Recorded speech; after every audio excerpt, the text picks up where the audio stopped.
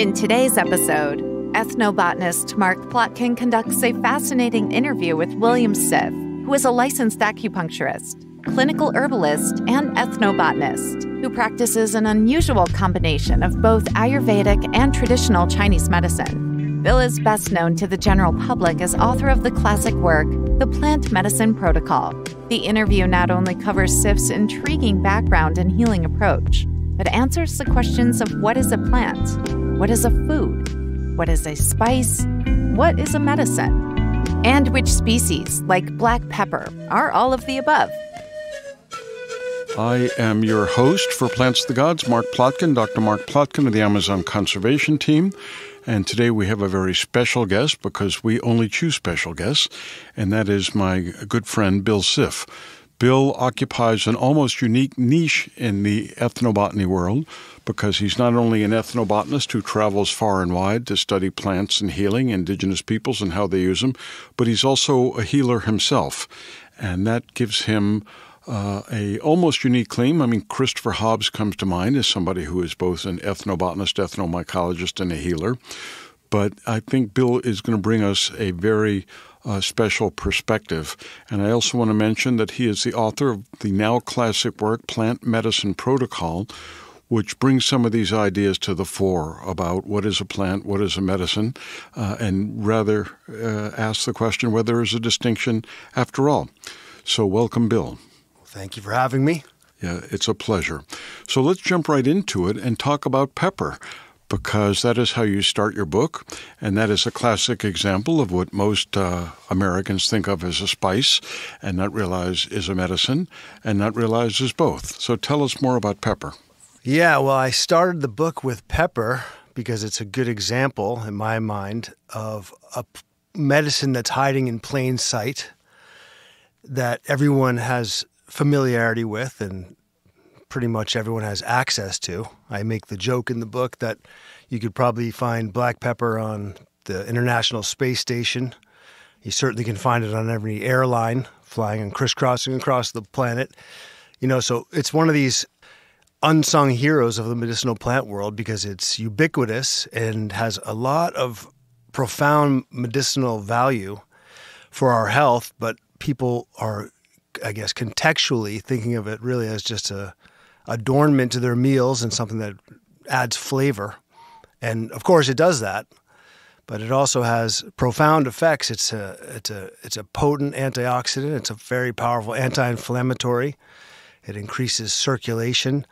It is one of the most powerful enhancers or amplifiers of digestive enzymes that we can add to our diet on a regular basis, and that's why it's always sitting on the dinner table in the first place. And so I just like to sometimes highlight that, you know, medicinal plants and using them for everyday health is often considered exotic or, you know, in the domain of high-powered, expensive supplements and so on and so forth, or even something you might just take when you're ill. But in reality, many of them are surrounding us. They're in our spice rack, they're in our cupboard, they're in the tea cabinet. And a lot of what is missing ultimately to get the most benefit from them, both individually and collectively, is simply recontextualizing how to use them and how often and at what dosage and at what time of the day and for what purpose and so on. So that is why I started the book with that premise, you know, simple everyday things that are right in front of us and their potency. Well, as a child of the 60s, I always thought pepper came in a shaker.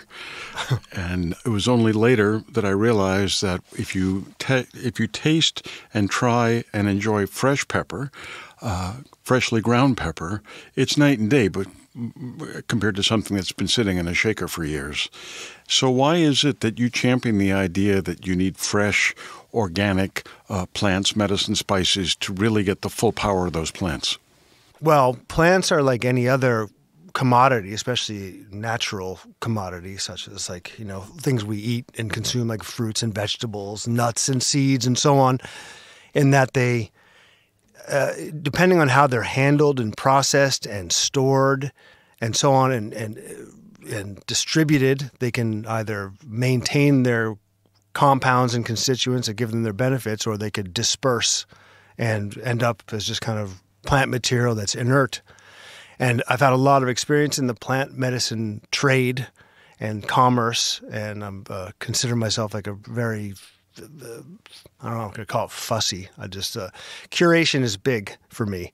It always has been in everything I've done. So when I look for medicinal plants, I'm considering where do they grow best in terms of the conditions. What regions do they grow in? What is essentially the terroir that they're growing in? Because what medicinal plants need, the same way that fruits and vegetables and anything else we consume need, are certain kinds of conditions to develop their compounds and constituents that give them their medicinal effects. And so one of the things I'm looking for is where they're grown. And then I also look even one step further is, are they grown in certain regions that have been historically their origin point, you might say. So nowadays you can get, say, for example, you can get cardamom in Guatemala, but it actually comes from Southeast Asia. And there's something about the way that it's grown in Southeast Asia, in my opinion, and in my experience, that gives it a more potent effect. And actually, this isn't just my experience. I mean, the research suggests this. I spent some time in Kerala, India, a couple of years ago, in what are called the cardamom forests or the cardamom hills of Kerala, and it's where it's a huge area. I don't know if it's the size of Rhode Island. It's a massive area where it is known for its spice forests, and the cardamom grows underneath a tropical overstory, or what you'd call that, canopy, tropical canopy filled with nutmeg trees and allspice trees and cinnamon trees. And then you've got black pepper vines kind of winding their way up these trees. And then underneath the canopy, you've got plants that like some partial shade, such as cardamom or turmeric and ginger. So this forest is an amazing place, this whole region. And but one of the things that I did in my preparation for visiting this area and using it as a source point for the cardamom we use in our tonics for gold thread was to do some research on the actual chemistry of this cardamom in comparison to where else it's growing in the world, which again could be Latin America, it could be the Caribbean, and the cardamom grown in Kerala is far more potent in the active principles which are contained in the essential oils. Something about in the order of 14 to 25% more essential oils in the cardamom grown in this region. And that has to do with the terroir and the experience of the people growing it there and the companion planting that's going on, and so on and so forth. Because you can grow things, I've seen herbs in Asia, you can grow astragalus on the median strip of a highway in China, but it's not its traditional growth area, its traditional habitat, which would be in Mongolia and areas like that. And so that makes a difference. That's a big part of it. And then from there, it's when do you harvest the material? A lot of times people will harvest material. If people know what they're doing and there's a long ethnobotanical tradition, they know exactly when a medicinal plant is at its highest degree of potency and when you'd want to harvest it to secure that potency. And then from there, what do you do with it? How do you process it? How do you dry it? How do you package it? And then how do you store it and or distribute it around the world? And so all of these things are factors that make a big, big difference in the herbal medicine trade. And again, and this is very important, especially when it comes to plants that have a lot of essential oils, aromatic oils, as their main constituents that give them their benefits. They're called volatile oils for a reason, because they evaporate, and they evaporate very easily in certain kinds of conditions with certain kind of handling and exposure to air and light and so on and so forth. So you always want to make sure that whatever medicinal plants you're using are fresh, because otherwise they're degraded. And when you, as you said, experience the real deal, it makes a big difference in the effects that you're hoping to get, or the flavors, and so on. So, yeah, I'd like to echo that. growing up in the 60s with a spice rack of spices that would sit there for months, if not years. I mean, anybody who's tried dried basil versus fresh basil knows it's a market difference. And your point about terroir is well taken. We did an episode on Plants of the Gods on cacao and chocolate. And I'm always wondering why when people talk about chocolate, now that we have so much high-end chocolate, people aren't as obsessed with the terroir as they are with wine, for example, because it's the same principle. And a good chocolate with a good wine is a great pairing, but a bad chocolate with a cheap wine is not. So you emphasize this importance of terroir and this idea of essential oils in all your lectures and in the book. And I think this is much overlooked. And when we had Christopher Hobbs on the program, he said, look, something that's grown overseas organically, but then put in a container ship and on a boat for months getting over here, what's been sprayed on it after it was harvested. So that we need to be much more careful about where the stuff is coming from, how it's treated, than just thinking, oh, okay, it was grown organically on the other side of the planet, so everything is cool.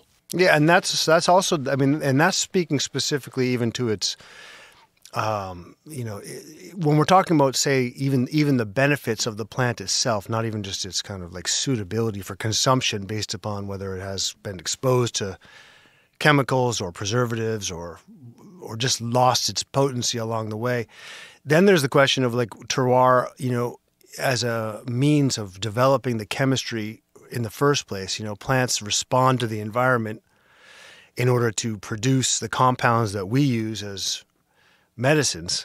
And so, for example, I've spent a lot of time in Greece, high up in the mountains in Sparta region, southern Greece, where Greek mountain tea comes from, Sideritis scartica or Sideritis, various species. They're sometimes called ironwort. But it's a traditional tea that they drink over there. It's from this one plant that's in the mint family. It's a relative of, it kind of has like a combination of sage and mint combined, the flavor. But the good stuff only grows at high elevation. And it really only grows at high elevation. Even if it's growing at high elevation, why is it good? It's because it's contending with a lot of environmental factors that toughen the plant up and force it to develop its own chemistry for its own survival, which is, the kind of chemistry that we then benefit from a standpoint of improving our digestive system and our immune system, and rich in antioxidants and it's anti-inflammatory. And it's a daily beverage that they consume there in the mountains. Sometimes they call it shepherd's tea. The shepherds drink it. It's fantastic. But I was all over Greece, and you can tell the low elevation stuff from the high elevation stuff. And it's a marked difference. It's in potency, far stronger. And that's a principle of medicinal plants, is where they grow dictates what they become. And then when we consume them, like anything else, that's what we're aiming for. So if you take a medicinal plant and you bring it somewhere where it can grow as a cash crop, and maybe the best way to make it grow is to treat it like a vegetable and baby it and give it lots of water and everything, the best of the best. But that doesn't give it any kind of hormetic stress, and then it doesn't often produce the kind of potent chemistry we want. So there's something very important about the ethnobotanical wisdom behind the growing and harvesting and gathering of medicinal plants that is got to be factored in whenever we're talking about this subject. And I always make sure to emphasize that because, again, it makes a big, big difference when it comes to the ultimate end result and what we're looking for from medicine. And one last thing I'll say about this is that I often will talk about this because I look at everything from the standpoint of as a clinician. As a clinician, I practicing acupuncture and Ayurvedic medicine and nutritional therapy and, of course, botanical medicine. My main objective is to get results for people, to improve their health with medicinal plants.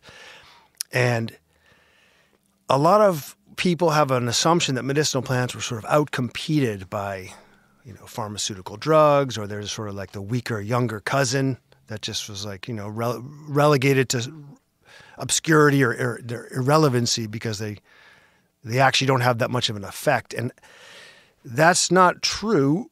And it's not true, especially in like other cultures that utilize this as primary care.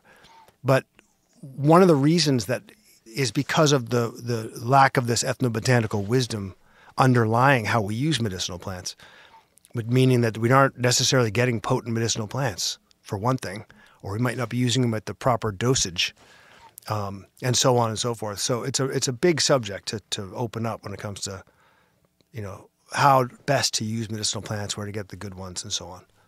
Well, when I attend your lectures or look at your books, I'm always struck by the fact there's very few pictures of plants that don't have people in the photo. And that's the ethnobotanical connection. So I know that you're talking the talk and walking the walk. But that brings me to your origin story, which has you standing in front of a bunch of Maine lobstermen and saying, like all else, natural medicine has to be practical and effective. So can you elaborate how you ended up in front of this crowd, which I don't think is naturally the most receptive group to our message?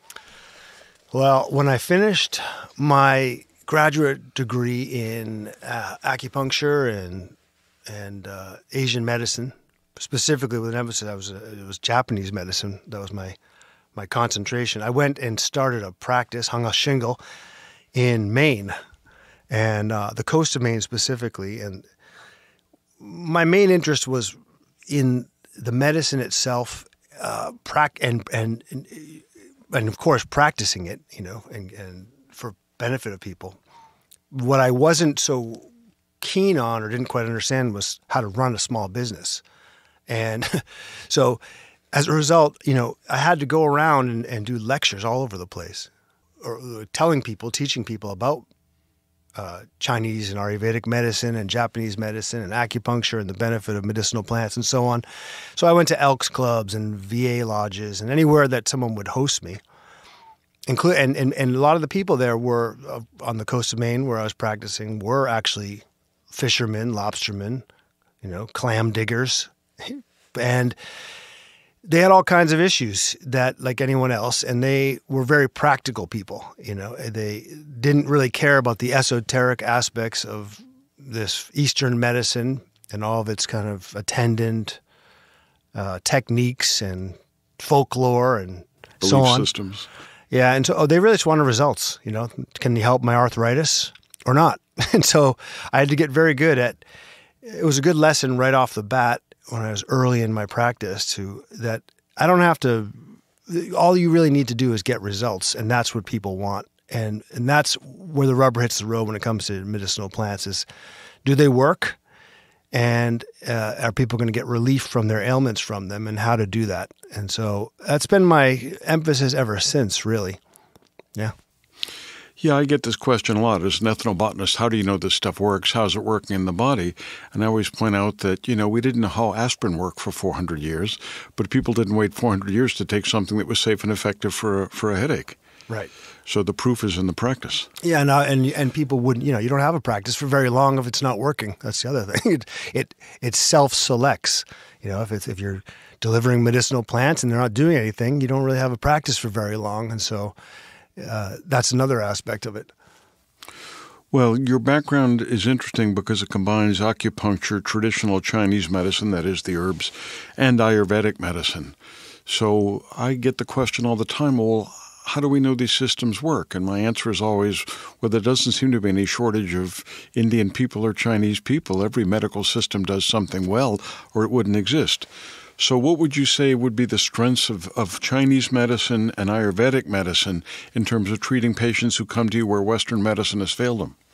Well, one of the things about practicing natural medicine in general, in quotes, and that includes Chinese, Japanese, Ayurvedic medicine, traditional Western herbal medicine, is that you end up often at the end of a long chain of events. So when you see a patient, a lot of times they've tried every single thing, and you're the last resort as opposed to the first resort. And that's actually one of the reasons that I practice the way I do now, and has motivated a lot of my focus and emphasis on integrating medicinal plants into everyday life as extension of diet and cuisine and basically lifestyle practices, behaviors, because what you end up finding is that medicinal plants have a tremendous value even in that circumstance where someone has, maybe an advanced pathology that is being treated with Western medicine or a combination of Western medicine and natural techniques, but it's not substituting medicinal plants for drugs isn't their ideal place. They're actually better to strengthen the roots of wellness, improve the fundamentals of physiology. Say that again. That's so important. I want to emphasize that. Well, if I can remember what I just said, I mean, the value of medicinal plants is really as elements of primary wellness or self-care. They strengthen the roots of wellness, the foundation of wellness. They improve the way the physiological systems function that keep us healthy in the first place. So medicinal plants used properly in the diet, in the lifestyle, improve digestion. They improve detoxification. They deepen and improve and enhance sleep and recovery. They help to reduce the negative side effects of stress and calm the nervous system, help the body to gain valuable nutrition that is not necessarily involved in the diet. They do these things, and all of those things are fundamentals for well-being. They're non-negotiables. And a lot of ways I think of medicinal plants, I mean, there's never been a time where humans have not consumed medicinal and wild plants in the diet. And really the distinction has been far blurrier than it is today because, incorporating wild plants into the diet is something that would have been a necessity, first of all. But what are wild plants? And wild plants we consider them wild because they have these strong flavors and aromas based upon their unique and novel chemistry, their potent compounds. And these compounds are essential for the workings of our physiology. And in fact, I used to talk about this as a sort of an optional add-on to improve our health. Now I think of it as a necessity if we want to be healthy at all. Like if we really want to achieve the best health that we can achieve, then incorporating medicinal plants into our diet is again a non-negotiable in my opinion, because I think we're missing these compounds. And these compounds, they're not macronutrients for the most part. We're not talking about fats and carbohydrates and proteins. We're talking about the far end of the spectrum of what plants provide us, which are unique, novel compounds and constituents that turn on vital cellular mechanisms that improve and activate the immune system, that give us the micronutrients and trace minerals that our systems need to function properly, and a whole host of other benefits that just aren't in the diet. No matter how good our diet is, we're missing these compounds. And when we factor in that you could go up to the Arctic and take a sample of, from a newborn baby up to an Eskimo baby and find hundreds of chemicals in that baby, means like we're under assault. These compounds that help accelerate our body's ability to detoxify, for example, they're now more important than ever. When you think about it. And there's nothing else that can do that. You can't take a drug that's going to make your liver work better. It doesn't work like that. You can't really do that. There's no free lunch. And these compounds do that. That's why they're so cool. I forgot your original question, but I'm kind of going off on a tangent. Shaman in Brazil asked me recently if I knew what killed most white people, and my response was, "You tell me." And he said, "Worrying about worry." Right. In other words, stress. And Western medicine doesn't seem to have a cure for stress. So talk to me about, in your practice, how you've seen Western medicine not cure stress and why these plants and these fungi hold some of the answers. Yeah, stress. I mean, actually, I used to, for a long time, when I would give people acupuncture, I was just realizing that all I'm doing really is chilling people out, calming them down and getting them to stop running around for an hour. And to be with their own thoughts. They can't be on the phone. They just have to lie there. And most of the times they fall asleep and get a good rest and, shift over from sympathetic nervous system to parasympathetic. And it's really that simple, the healing process that's initiated naturally when we kind of take away the stress of our agendas and our, concerns and our responsibilities and our ambitions that are on hyperdrive and especially with the phone and all that, is vitally important, because it's impossible to be healthy when we're in a consumptive, catabolic, pro-inflammatory state called stress. It's valuable and necessary in short bursts, to get us away from whatever, like a threat of some sort. But if we're always under threat in our minds, then we're constantly creating a certain kind of chemistry that is completely antithetical to health. Medicinal plants have always played an important role in this regard, specifically the category of medicinal plants called adaptogens, or they're coined adaptogens. All the traditional medicinal systems had different names for them. In Ayurvedic medicine, these types of plants were called rasayanas, which meant like rejuvenatives, rejuvenating rasa, which is the core sap that makes us healthy. Or in Chinese medicine, they were called tonics, and meaning tonify the system generally, or tonify a specific system. So tonics, rasayanas, and then the more modern name for these kinds of plants are adaptogens. And they are I call them like the El Dorado of herbal medicine, because they're so applicable for our current circumstance and predicament as modern Western people, that they are kind of, in my mind, something that should be in everyone's household, if not their backpack or purse or glove compartment. And there's a whole bunch of them. The best way to describe them, I guess, in a simple way, is that they help to buffer the negative effects of stress by softening the peak of the stress response and turning it off, because we have an alarm phase of stress and then we have a recovery phase. And the higher the alarm phase goes, the longer the recovery and refractory period the body needs to get back to baseline. And for there's various mechanisms involved.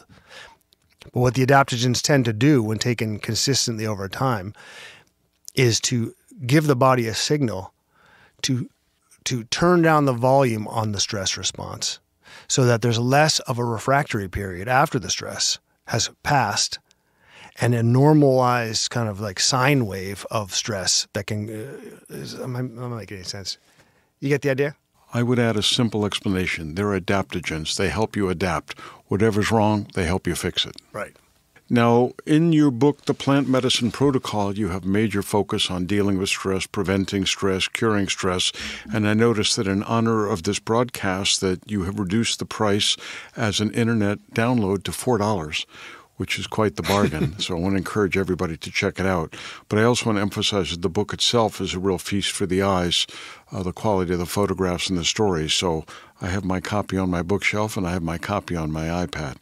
And that's a way to follow up on this and be able to read this at your leisure. But I want to talk about something that most people don't know about, and that's demulcents. Yep. So can you tell us a bit about demulcents and why they're important? Demulcents are plants that, generally speaking, demulcent has a component in there, a compound called mucilage. And mucilage are carbohydrates that when the plant material contacts water, the water rushes in to the cells of the plant material, and then the cells give up this constituent that is called mucilage. And mucilage has a component of being sort of slimy and goopy and thick and gelatinous in plants such as marshmallow root or slippery elm bark, or psyllium husk, or aloe vera leaf, all contain this compound, this mucilaginous compound. And this whole category of plants that contain this compound are called demulcents. And demulcents are a very important category of medicinal plants for lots of reasons, one of which is this compound is very healing to the body in a lot of different ways, especially the GI tract. It has a quality of laying down this moisturizing barrier throughout the entire GI tract as it moves its way down. And that is very important for healing inflammatory issues in the gut, which are, quite common, you could say. And even if there's not an overt inflammatory condition that is named and diagnosed, the gut takes a beating, you could say. And there's a lot of abrasions and there's a lot of irritation that goes on in the gut with a modern diet and, again, stress. And this mucilaginous compound, when we consume it, it actually lays down like a healing salve throughout the entire GI tract. And this is very good because it allows healing to occur in the gut barrier underneath where the gut barrier underneath the mucilage. So it's protecting it while it has a chance to heal, and it has compounds in it that accelerate and amplify the healing of the gut. And so it's a very important substance in that way. And it's also a really great source of soluble fiber that feeds and nourishes the microbiome. And the gut bacteria that feed on soluble fiber love this stuff in demulcent plants, and they're almost entirely absent in our diet. That's the other thing. So it's a really great contribution from herbal medicine that we can add into our daily life. They're also what I like about them too is they're very hydrating. They're kind of like a time-released hydration bomb. When we consume them, the water that they contain that is sort of like viscous and just thicker than normal water, it moves it slowly down the GI tract. It doesn't just kind of run through us like when we drink a lot of water. It gives the body time to absorb the moisture contained within this bolus of demulcency that moves down the GI tract. So they hydrate us better than drinking just water alone. So it's a nice practice to add a little bit of them into our water. For example, our water bottle, you carry a water bottle around, you can add in some chia seeds or basil seeds or a little teaspoon of marshmallow powder, and the water will get a little bit thick, not so much that it's any kind of disagreeableness, but just that little bit of extra viscousness can really increase the body's ability to retain moisture. And of course, so that's another great thing about them. They're using all sorts of first aid applications topically for skin abrasions and eczema and acne and things like that. They're a valuable expectorant. When we consume them, they activate all the mucous membranes in the body to secrete a thin layer of healing mucus, the kind of mucus that we want in our mucous membranes. And when we're wanting to, when we need to expectorate, we want this healing, viscous layer of mucus to be there. And so especially in like a dry cough, these are essential, sore throats, sinus conditions. I mean, the list goes on and on.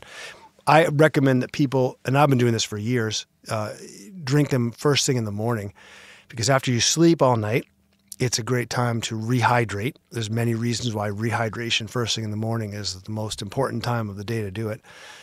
But also, of course, with their fiber, they create like a bulking, fibrous bolus that, accelerates elimination first thing in the morning. And that's so I tell people oftentimes I make a drink with some chia seeds and some aloe vera gel, the fresh stuff in particular, a little lemon juice, and stir that up and let it sit for a few minutes, let the demulcency form, because it takes a few minutes for the chia seeds or whatever you're using to sort of release their demulcent compounds, and drink that 16 ounces of that first thing in the morning. It's a great practice. I think of demulcents as healing slime. Yeah, exactly. Doesn't sound attractive, but it's good for you. Another thing that's not part of our Western diet and practice is bitters. Bitters are in the Bible as being good for you. But we just don't eat bitter stuff for the most part. I mean, I remember Brussels sprouts being a dread part of my childhood. So talk a bit about bitters and why they're important and why we need to incorporate bitters into our daily life. Yeah, bitters are one of the first herbal categories, or the first thing any aspiring herbalist usually learns about, actually, when you're learning the subject. And they're ubiquitous in herbal medicine traditions throughout the world. Uniquely, they're still a major part of many traditions in Europe as bitter aperitifs and digestives after a meal. Exactly. These Underbergs on the table here are one of those. Italy is one of the best places to learn about bitters, in fact, because they have a long-standing tradition that's very much alive of consuming. Part of their cocktail culture. Yeah, amaros, which means bitter. And I've spent a lot of time studying Amaro, and it's a subculture of interest that people in the cocktail scene and the bar scene, it's made a resurgence, and a lot of that is because of the uniqueness of the flavors and the artisanal nature of the production of these bitter liqueurs. But actually, they almost all originate as medicinal preparations, oftentimes in monasteries, actually. There was a contribution to Western culture that, was almost the province of monasteries exclusively for a while. But essentially they're made from medicinal plants gathered in the mountains, gathered in the, in various parts of the world, sometimes as well. Sometimes we gather ingredients through trade from South America and so on. But a lot of times they're regional. And there's hundreds and hundreds of varieties of amaros. And what their original intention was to cure all kinds of ailments, especially digestive-related ailments, which of course would be a huge issue and still are. It still is a huge issue, or vector for disease processes, is things coming in through our diet and our digestive system. And so they're medicines essentially, but they're also delicious in a lot of cases. They have bitter roots like gentian and centauri and leaves like wormwood and anise seeds, and oftentimes they're a combination of bitter things and aromatic things, aromatic seeds and stuff like that, combined with bitter roots and herbs into these really nice concoctions. When you consume something bitter, it activates receptors on the tongue, which then through a reflex action move through the central nervous system down into to activate the liver and the gallbladder to start moving bile through the system. And that bile is an essential component in our digestive process, to digesting fats, for example, and other fat-soluble vitamins. And so they're very important, to breaking down proteins and so on and so forth. And there's a lot of reasons why the liver and its sort of contribution to digestion is oftentimes less than optimal. And bitter compounds specifically activate the liver, the gallbladder, but also like digestive enzymes in the stomach and hydrochloric acid and so on and so forth. What they do is they just ramp up and maximize the efficiency and the power of our digestive capacity. And it's very common for people to have gas, bloating, acid, reflux, all kinds of different issues related to digestive dysfunction. And bitters can play a significant role in improving and, in fact, curing those issues when taken over time, especially. And in Ayurvedic medicine, it's very clear, and not just Ayurvedic medicine, but all forms of Asian medicine, and including even Western functional medicine, integrative medicine, that the digestive system is really the origin point for almost all chronic disease. It drives inflammation throughout the body. And given enough time, it will be kind of like the source of inflammation that can then run amok throughout the body and start to sink in deeper and cause really most of our chronic, debilitating, inflammatory conditions that are the basis for most disease. So we really want to take care of our digestive system, and taking bitters on a regular basis. As an aperitif, you can have bitters before a meal, to prime the digestive system, almost like kindling the wood stove before you start to put the food in there, or you could have them afterwards as a digestive to finish the meal and to make sure all of the digestive processes are activated and working efficiently. Excellent. Well, you have written the only book ever on botanical medicine, which quotes two of my favorite philosophers, Bruce Lee and Voltaire.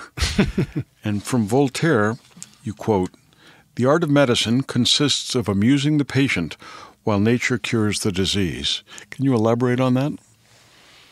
Yeah, I was just talking to a patient yesterday about this, actually. We were talking about, it was an intake where I'm going to formulate and give a whole bunch of different medicinal plants to this person to help improve their health in various ways. But what I started with was, and I start with this with everybody, is like getting into the fundamentals of diet. How's the digestive system working? How's your sleep? Are you exercising? How's your mental health? The fundamentals of health. Because what I was explaining to this woman was that without that, what we're trying to do is we're relying on the innate self-correcting mechanisms that are intrinsic to the body, the healing capacity of the body when we give it what it needs, and we remove impediments or obstacles that are blocking the vital flow of life force in the body, because the body obviously heals itself. We're not responsible for literally billions of things that are going on in this moment. We can't. When you think about it, there's very little we're actually responsible for. Our liver's doing what it's supposed to do to detoxify our blood right now. Our heart is beating for us. Our lungs are taking in the proper proportion of gases to keep ourselves afloat, and so on and so forth. And the brain's doing what it's doing. The body's doing what it's doing. It has a self-regulatory function, our healing capacity.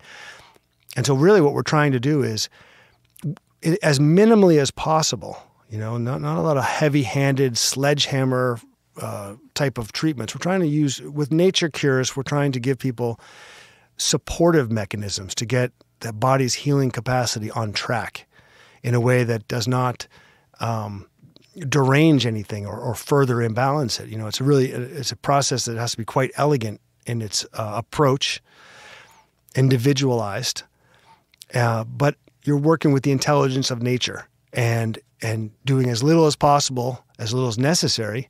And sometimes it's not such a little amount, but the point being that whatever you're doing, you're always respecting and following the lead of the body's intrinsic healing force, or what we call qi in Chinese medicine, or prana in Ayurvedic medicine, and trust that force. Trust that force. Pay attention to it. Pay attention to cause and effect. I often talk about cause and effect. There's a concept in Ayurvedic medicine called prajna parada, which basically means crimes against wisdom, or crimes against nature, you might say. And it's the same concept in Hippocratic medicine, where disease doesn't just happen. It comes about through 1,000 small daily sins that have accumulated over time. And these sins are sins against nature, meaning against our own and our body's innate self-correcting, self-healing mechanism. And what this ultimately means is that when we engage in behaviors that are have a specific that go against staying up too late, not sleeping enough, eating too much spicy food, or it's essentially ignoring signals that our body is giving us, or feedback that our body gives us, if we're truly paying attention to what it's saying to us through feeling it and paying attention to it and really inhabiting it. And then adjusting our lifestyle, our diet, our behaviors, our choices, so that we're going with the flow of nature, so that we're more in alignment with those external forces, that are the basis of all healing. So that's kind of I'm kind of like riffing a little bit, but that's what I mean by that. That's what that statement means, is that it's ultimately this force that's actually doing all the healing. And so if you find that someone's got too much tension in their gut, and that is like causing them not to be able to digest properly, and it's causing a backup, and people are now getting acidic reflux and so on and so forth. And you give them something, okay, so what is the counter force to that tension and to that sort of blockage? Well, what if we approach that tension with relaxation? And then now so the body really, relaxation would be the cure. So how do we do that? Well, let's give them some chamomile or some lavender, tea on a regular basis. And that antispasmodic action of the chamomile, the lavender, or the peppermint will relax the tension. Now we're using softness. We're applying softness to tension. And then the body just naturally starts to digest properly. So it's just, that's what that kind of means, Well, you brought up the issue of spices, and I've heard you describe the Indian diet as a symphony of spice. Can you talk about why spices are important in the diet, other than just to make stuff taste better? Yeah, I tell people a lot of times, when they're asking, how do I get started with this whole medicinal plant lifestyle that I advocate? And I often will say, well, you've got one of the most powerful healing mechanisms in your house. Almost everyone, even, houses just come with these, I think, sometimes, like they're prefabbed into the house. Spice racks. And in a spice rack, you've got dozens of some of the most potent healing compounds you could ever hope to have. It's a pharmacy right above your, your stove, or you're in your cupboard. Spices, first of all, they're easy to integrate a lot of times because we eat all the time. And so and they taste good, and they improve the fragrance and the flavor of our food. So they're not too hard in terms of compliance because they're widely available. And a lot of times we're very familiar with them already, like the black pepper we talked about at the beginning of this conversation. Yet they're not just for flavor and fragrance. They are potent. There's a reason why you could take a sausage in Vienna 400 years ago and wrap it up in some fennel and some, cloves and so on and so forth and ship it all around the world, and it wouldn't degrade. It's because they're potent antioxidants. They're potent anti-inflammatory compounds in spices. And, we are subject to inflammation for various reasons, and we've touched upon a few, but it's kind of the basis. It's the rusting process that's the basis for all sort of chronic, debilitating disease processes. Is this slow, pervasive rusting out of the system due to inflammation and free radical damage. And antioxidants, spices, and the antioxidant mechanisms that they turn on in the body are a protective mechanism against this. And so consuming them on a regular basis is a great way. Like I do use the example, in India, you can't get away from curry and curry spices. Wherever you go, breakfast, lunch, and dinner, you're going to find these spices that make up they're curry spices. And there's small amounts of turmeric and cinnamon, ginger, cardamom, cumin, coriander in these spice mixes. And when you're consuming a curry dish, you're only getting maybe in your dish, maybe it's a teaspoon, maybe it's up to a tablespoon max of these spices. But you're getting them several times a day throughout your life, each day, all week long, all month long, over the years. You're getting little tiny doses of anti-inflammatory, antioxidant activity in your diet. And that goes a long way over time. So a lot of this is about not heroic doses of things to arrest disease processes already in motion, already when you're already behind the eight ball, but something that will slowly, pervasively give you like a little force field against inflammation and consumed in a way that you don't even really notice is happening in the diet, throughout your lifetime. And that's something that's, happening in many traditional cuisines. And in fact, you could argue that that is what makes traditional cuisine a traditional cuisine. It's the spices a traditional cuisine contains is how we identify that as that specific cuisine, whether it be oregano and basil and garlic and marjoram and rosemary in the Mediterranean diet, or like I said, the curry spices in the Indian diet, or we were just having lunch and you've got wasabi and ginger and green tea and so on and so forth in the Japanese diet. So that's one massive benefit of them is their antioxidant, anti-inflammatory activity. They're also antimicrobial. So when we consume spices on a regular basis, we're contacting the invisible world of microbes that are trying to hitch a ride into our body on the food we eat.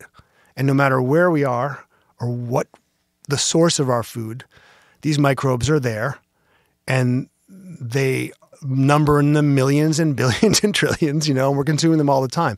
Our body, our digestive system, our immune system is wired up to deal with that and filter these things out. That's why most of our immune system is sort of situated in the lymphatic tissue around our GI tract. But when we consume spices, we're just assisting that process of filtering out and neutralizing these pathogens that would otherwise attempt to try to infiltrate our body through our diet. And so consuming them just makes sense in that way, cooked into our food or used as condiments on top of our food or sprinkled on as sprinkles and toppers at the end, on top of our dishes, or even consumed as, sort of like aperitifs and digestives like the bitters I just spoke about. These are all antimicrobial compounds. And again, the vector for a lot of pathology is microbes riding in on our food and getting into our digestive system and then trying to break down the gut barrier and get into the bloodstream and get into the body. And so that's why the gut's always a site of a lot of immune activity and potential irritation and inflammation. So consuming culinary spices is just a smart idea for our immune system as well. There's a whole host of other reasons why, but that's enough. Well, I want to introduce sort of an odd analogy, and that is microdosing. You know, you and I cut our teeth reading the books of Andrew Weil, who started out as an ethnobotanist before he became a famous physician. And he said the analogy for the way that Western medicine has been practiced is warfare. You get an infection, you hit it with the antibiotics, you get a tumor, you cut it out, and your approach is much more working with the body, adaptogens, demulcents, and things like that. We really don't understand how microdosing works. It's being studied in a lot of places, but I think it jibes nicely with what you're saying about incorporating things into your diet in a small way on a regular basis, not like taking a heroic dose and then forgetting about it until you're in trouble again. So I think we're going to find the science is going to show that this approach of working with the body, small amounts, is a better guarantee of longevity than waiting until you get really, really sick and hitting it with some heavy, heavy medicine. Yeah, I call it the saturation technique a lot of times. You know, when I give people plant protocols, I am trying to get different medicinal plants and different medicinal plant encounters going with an individual and with the body on a continuous basis throughout the day for various purposes. So that you take your culinary spices with every meal and you make it a practice, you make it a habit. It doesn't work if you just do it one time every Tuesday. You know, you have to start thinking of this if you want to get the benefits from small doses over time that build up in the system and sort of like, proportionally, the build up in the system is where you really get the benefits. It's the sort of like continuous stimuli of having these compounds interacting with our physiology. So if you want to get that benefit, it means an adjustment of the lifestyle and a sort of an emphasis on setting up your day so that you're having many different encounters with many different plant compounds, a wide variety of what the plant world has to offer us.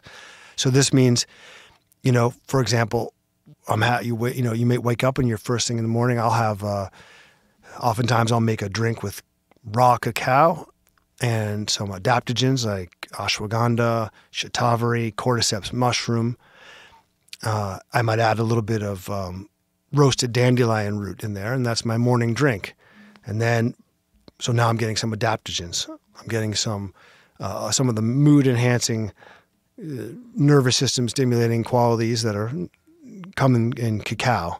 I'm getting a little bit of bitter compounds from the dandelion root, some potassium, and some so on and so forth. And then before my morning meal, if I want to activate digestion, I might have a little shot of fresh turmeric juice. And then by the time the food hits my stomach, whatever I'm eating for breakfast, I'm really ready to go because I've catalyzed all those digestive processes so that I've kind of preheated the oven. And that means there's a more efficient burn. More nutrients are going to be absorbed into the system in a cleaner way without as much residue that has to be eliminated and so on. And then in the meal itself, if you say it's breakfast time, you add some cinnamon to your oatmeal and some nutmeg, for example. Now you're getting some new compounds in the cinnamon and the nutmeg that happen to be on your table. And then after the meal, maybe you have your shot of bitters to help you digest the breakfast. And then a little bit later, maybe you drink some peppermint tea just to sort of settle the digestive system. And then you get down to work. And then later on in the afternoon, maybe some green tea if you want to have a little bit of pick-me-up that's not so, intense. But you get the point here is that your day is punctuated with an enormous amount of these small plant encounters. And the net effect is you're ingesting hundreds and thousands of novel plant compounds that have unique benefits for our health every day in ways that are enjoyable and kind of in the background and not so intense that you're kind of you're overdosing yourself or you're going to derange anything, but and are universally applicable, to anyone's constitution. Anyone can do a version of this. And then when you add that a component of time to this, that's when you really see substantial benefits. Now what I often will say is that there's a kind of like a phytochemical famine going on in modern people because we've so thoroughly divorced ourselves from wild and medicinal things in general, but certainly wild and medicinal plants. And so this is a way to reintegrate them. And I find that, so this is the basis of the way that I treat people, is to ensure that this is the first thing that's going to happen, because we're trying to strengthen, again, the roots of wellness and the roots of health. And then if something gets out of whack, or someone has an inevitable illness or disease process that occurs at some point in life, well, then you might move up the ladder of potency and give more potent medicinal plants in a stronger form, like a standardized supplement or something, for a shorter or a finite period of time, maybe even alongside a pharmaceutical or some other kind of Western intervention. But as soon as possible, as soon as the body is back in balance, the objective would be to relinquish those types of treatments in favor of this baseline everyday consumption of a wide variety of medicinal plants in low to moderate doses as a part of your lifestyle and part of your diet. And that's how you stay healthy. It's how you recover quicker if you do get sick. So it's never not applicable, in other words. There's no one that couldn't benefit from this. And in my practice over decades, I realized that the way most people were interacting with medicinal plants and herbal medicine in general were, yes, there's a huge interest in it and a huge need for it, but it was the information people were getting was oftentimes not credible, coming through, the online or the internet or sort of like the industry or the supplement industry or so on, and something that most people would take only when ill.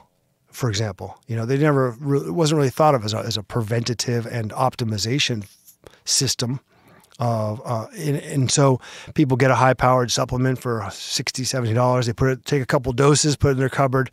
A year later, they open the cupboard, and there it is. They forgot why they bought it. And I realized that we had to reinstall the context that's been lost in our culture in particular about how to use this in the kitchen, as in the household every day, and in the backyard garden, gathering things in the forest and things like that. Reinvigorating a form of like plant-based folk medicine, in other words. This is great. Well, I'd like to do this for a bunch more hours, but not for this episode. So the name of the book is Plant Medicine Protocol. It's Bill Siff, S-I-F-F, William Siff. I heartily recommend everybody get a copy of this book. Both the book itself, which is a work of beauty, and a download so you can carry around on your iPad or other notebook like I do, and lots of answers and lots of questions. So we'll have to have you back to delve into those further. So I thank you, Bill Siff, and I look forward to our next episode. I really appreciate it. It's great to be on my favorite podcast, one of my very favorite podcasts, and with one of my all-time plant heroes like you. So thanks, Mark. Thanks again. Today's episode of Plants of the Gods is brought to you by the Amazon Conservation Team on the web at www.amazonteam.org.